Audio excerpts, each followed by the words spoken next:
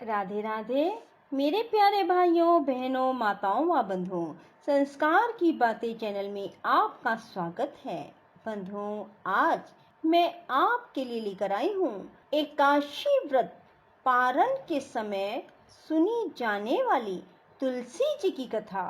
बंधुओं, द्वादशी तिथि के दिन जब भी आप एकादशी व्रत का पारण करते हैं तो तुलसी जी की इस कथा को अवश्य सुने, तभी आपको एकादशी व्रत के पूर्ण फल की प्राप्ति होगी।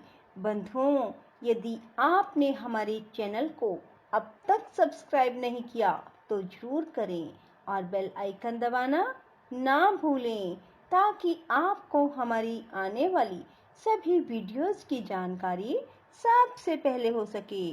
बंधुओं, वीडियो को पूरी सुनने के बाद कमेंट बॉक्स में जय तुलसी माता जरूर लिखें। बोलो तुलसी माता की जय हो। हमने आपके मुख से तुलसी के पत्र और पुष्प का शुभ महात्म सुना, जो भगवान विष्णु को बहुत ही प्रिय है। अब हम आपसे तुलसी की पुण्य में कथा को सुनना चाहते हैं। व्यास जी बोले, ब्राह्मणों, पहले स्कंद पुराण में मैं जो कुछ बतला आया हूँ वही यहाँ भी कहता हूँ। शतानंद मुनि के शिष्य कठोर व्रत का पालन करने वाले थे। उन सब ने एक दिन अपने गुरु को प्रणाम करके परम पुण्य और हित की बात पूछी। शिष्यों ने कहा, नाथ, ब्रह्मवेताओं में श्रेष्ठ आपने पूर्व काल में ब्रह्मा जी के मुख से तुलसी जी के जिस कथा का श्रवण किया था उसको हम सब सुनना चाहते हैं। शतानंद जी बोले, शिष्यगण, तुलसी जी का नाम उच्चारण करने पर ही असुरों का दर्प दलन करने वाले भगवान श्री विष्णु प्रसन्न हो जाते हैं। मनुष्य के पाप नष्ट हो जाते हैं, उन्हें अक्षय पुण्य की प्राप्ति होती है। जिसके दर्शन मात्र से करोड़ों गोदान का फल प्राप्त होता है, उस तुलसी का पूजन और वंदन लोग क्यों ना करें। कलयुग में संसार में वे मनुष्य धन्य हैं जिनके घर में शालग्राम शिला का पूजन संपन्न करने के लिए प्रतिदिन तुलसी का वृक्ष भूतल पर लहलहाता रहता है। जो कलयुग में भगवान श्री केशव की पूजा के लिए पृथ्वी पर तुलसी का वृक्ष लगाते हैं, उन पर यदि यमराज अपने किंकरों सहित रुष्ट हो जाए तो भी वे उनका क्या कर सकते हैं। तुलसी, तुम अमृत से उत्पन्न हुई हो और केशव को सदा ही प्रिय हो। कल्याणी, मैं भगवान की पूजा के लिए तुम्हारे पत्तों को चुनता हूँ। तुम मेरे लिए वरदायिनी बनो। तुम्हारे श्री अंगों से उत्पन्न होने वाले पत्रों और मंजरियों द्वारा मैं सदा ही जिस प्रकार श्री हरि का पूजन कर सकूं वैसा उपाय करो।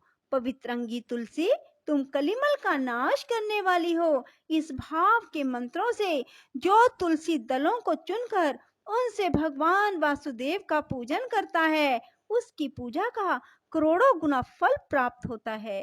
देवेश्वरी, बड़े बड़े देवता भी तुम्हारे प्रभाव का गायन करते हैं। मुनि, सिद्ध, गंधर्व, पाताल निवासी, साक्षात नागराज, शेष, संपूर्ण देवता भी तुम्हारे प्रभाव को नहीं जानते। केवल भगवान विष्णु ही तुम्हारी महिमा को पूर्ण रूप से जानते हैं। जिस समय क्षीर समुद्र के मंथन का उद्योग प्रारंभ हुआ था, उस समय श्री विष्णु के आनंद अंश से तुम्हारा प्रादुर्भाव हुआ था। पूर्व काल में श्री हरि ने तुम्हें अपने मस्तक पर धारण किया। देवी, उस समय श्री विष्णु के शरीर का संपर्क पाकर तुम परम पवित्र हो गई। तुलसी, मैं तुम्हें प्रणाम करता हूँ। तुम्हारे श्री अंग से उत्पन्न पत्रों द्वारा जिस प्रकार श्री हरि की पूजा कर सकूं, ऐसी कृपा करो जिससे मैं निर्विघ्नता पूर्वक परम गति को प्राप्त हूँ। साक्षात श्री कृष्ण ने तुम्हें गोमती तट पर लगाया और बढ़ाया था। वृंदावन में विचरते समय उन्होंने संपूर्ण जगत और गोपियों के हित के लिए तुलसी का सेवन किया। जगत प्रिया तुलसी, पूर्व काल में वशिष्ठ जी के कथन अनुसार श्री रामचंद्र जी ने राक्षसों का वध करने के उद्देश्य से सरयू के तट पर तुम्हें लगाया था। तुलसी देवी, मैं तुम्हें प्रणाम करता हूँ। श्री रामचंद्र जी से वियोग हो जाने पर अशोक वाटिका में रहते हुए जनक किशोरी सीता ने तुम्हारा ही ध्यान किया था, जिससे उन्हें पुनः अपने प्रियतम का समागम प्राप्त हुआ। पूर्व काल में हिमालय पर्वत पर भगवान शंकर की प्राप्ति के लिए पार्वती देवी ने तुम्हें लगाया और अपनी अभीष्ट सिद्धि के लिए तुम्हारा सेवन किया। तुलसी देवी, मैं तुम्हें नमस्कार करता हूँ। संपूर्ण देवंगनाओं और किन्नरों ने भी दुःस्वप्न का नाश करने के लिए नंदन वन में तुम्हारा सेवन किया था। देवी, तुम्हें मेरा नमस्कार है। धर्म अरण्य गया में साक्षात पितरों ने तुलसी का सेवन किया। दंडक अरण्य में भगवान श्री रामचंद्र जी ने अपने हित साधन की इच्छा से परम पवित्र तुलसी का वृक्ष लगाया। लक्ष्मण और सीता ने भी बड़ी भक्ति के साथ परम पवित्र तुलसी का वृक्ष लगाया। लक्ष्मण और सीता ने भी बड़ी भक्ति के साथ उसे पोसा। जिस प्रकार शास्त्रों में गंगा जी को त्रिभुवन व्यापिनी कहा गया है, उसी प्रकार तुलसी देवी भी संपूर्ण चराचर जगत में दृष्टि गोचर होती है। तुलसी का ग्रहण करके मनुष्य पातकों से मुक्त हो जाता है। और तो और मुनीश्वरों, तुलसी के सेवन से ब्रह्म हत्या भी दूर हो जाती है। तुलसी के पत्ते से टपकता हुआ जल जो अपने सिर पर धारण करता है, उसे गंगा स्नान और 10 गोदान का फल प्राप्त होता है। देवी, मुझ पर प्रसन्न होवो। देवेश्वरी, हरि प्रिय, मुझ पर प्रसन्न हो जाओ। क्षीर सागर के मंथन से प्रकट हुई तुलसी देवी, मैं तुम्हें प्रणाम करता हूँ।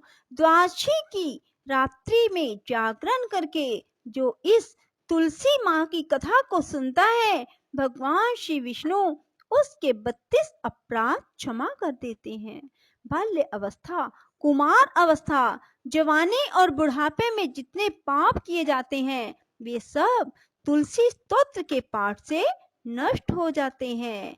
तुलसी के स्तोत्र से संतुष्ट होकर भगवान सुख और अभ्युदय प्रदान करते हैं। जिस घर में तुलसी जी की इस कथा को सुना जाता है, पढ़ा जाता है, उसका कभी अशुभ नहीं होता, उसका सब मंगल ही होता है, किंचित भी अमंगल नहीं होता।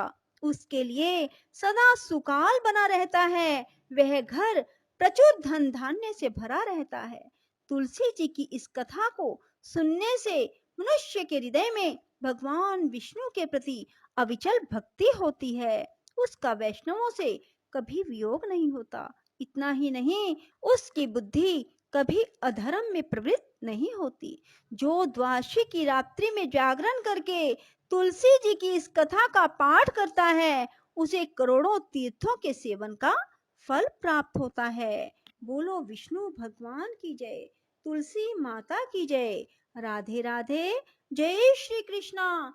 बंधुओं, यदि आपको हमारी वीडियो पसंद आए तो इसे लाइक करें और शेयर भी जरूर करें।